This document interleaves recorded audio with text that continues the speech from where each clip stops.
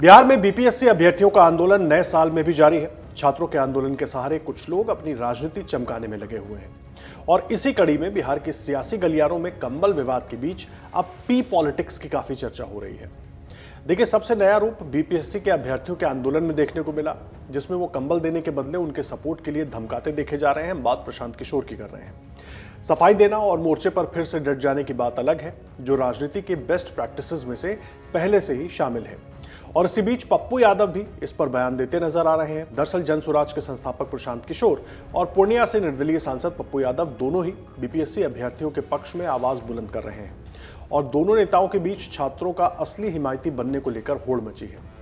इस दौरान दोनों के बीच हमले इतने तेज हो गए हैं कि शब्दों की मर्यादा भी टूट गई है।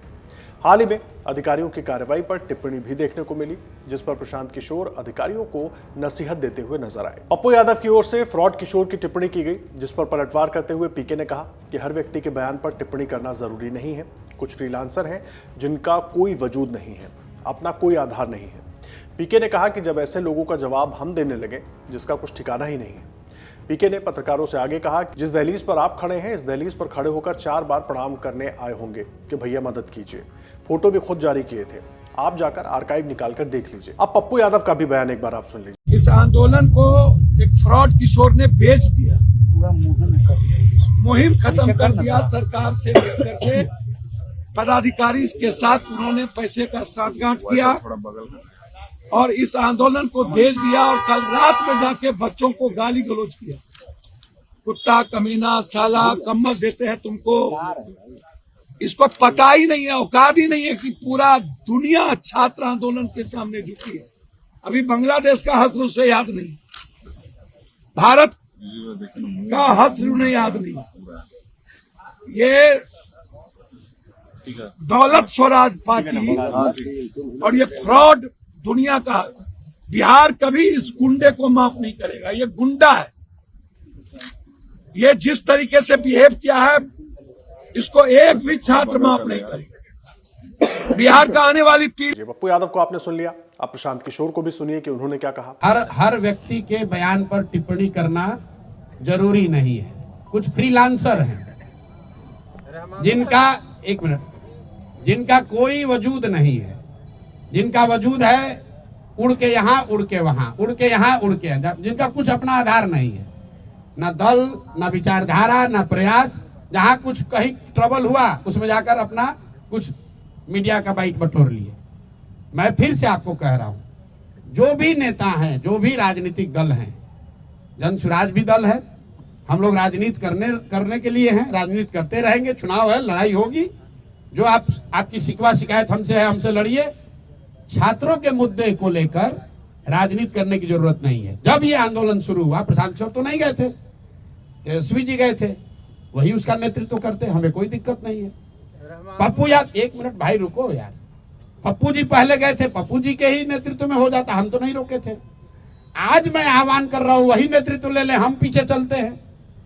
हम तो इन 10 बच्चों के पीछे चल रहे हैं, हमको नेतृत्व का कोई इतना चिंता नहीं है। हम तो गांव में पैदल चल रहे हैं 2 साल से।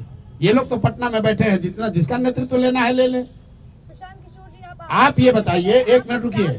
तेजस्वी यादव जी ऑपोजिशन के लीडर हैं, ऑपोजिशन के लीडर हैं।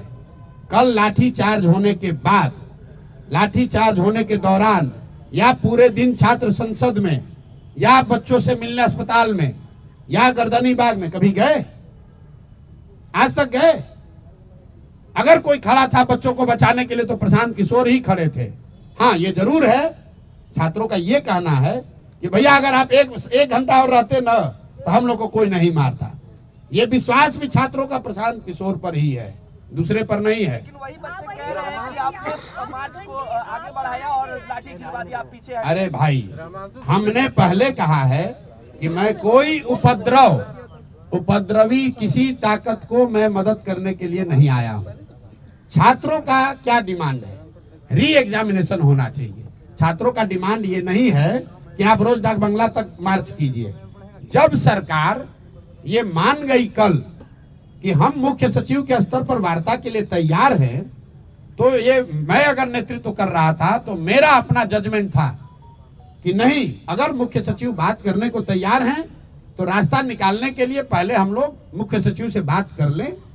अगर मुख्य सचिव से बात करके बात नहीं बनेगी तो फिर आंदोलन होगा। आंदोलन तो वापस लिया। बहरहाल पीके ने कहा कि ऐसे लोगों का क्या कहिएगा, सुबह में कुछ शाम में कुछ, यहाँ आकर हाथ जोड़ते हैं कि भैया मदद कीजिए, गलती से चुनाव जीत गए तो उसके बाद आकर कह रहे हैं कि भैया हमको बिहार की राजनीति में कुछ जगह दीजिए। अब बड़ा बड़ा बयान दे रहे हैं। कितने बड़े नेता हैं ये आपको भी मालूम है। आपको बता दें कि पप्पू यादव ने प्रशांत किशोर को फ्रॉड किशोर कहकर संबोधित किया था। उन्होंने कहा था कि वो पढ़ा लिखा जाहिल है, ये अपने को हिटलर समझता है, अपने वर्कर को लात मारता है, ये हर आदमी के साथ सौदा करता है और धूर्त है। खैर देखिए, बिहार में विधानसभा चुनाव साल के अंत में होने हैं, लेकिन उसकी तैयारियों में जिस तरीके से सभी पार्टियां जुटी हुई हैं और प्रशांत किशोर की चर्चा है, वो भले ही आने वाले बिहार चुनाव में जीत दर्ज कर सरकार बनाने का दावा पेश कर रहे हों, नए नए पैतरे आजमा रहे हों, लेकिन जमीन पर ऐसी गुंजाइश दूर दूर तक दिखाई नहीं दे रही। उनके निशाने पर तेजस्वी यादव और नीतीश कुमार होते ही हैं, लेकिन एनडीए की बिहार सरकार में साझेदार बीजेपी निशाने पर वैसे नजर नहीं आती। देखा जाए तो बीजेपी और कांग्रेस के खिलाफ प्रशांत किशोर बड़ा ही सामान्य और कॉमन अटैक करते हुए नजर आते हैं। अगर आप ये वीडियो YouTube पर देख रहे हैं तो हमारे चैनल को सब्सक्राइब कर बेल आइकन दबाएं, और Facebook पर देख रहे हैं तो हमारे पेज को लाइक करें। 8 मिलियन प्लस सब्सक्राइबर, आपके इस भरोसे के लिए बहुत धन्यवाद।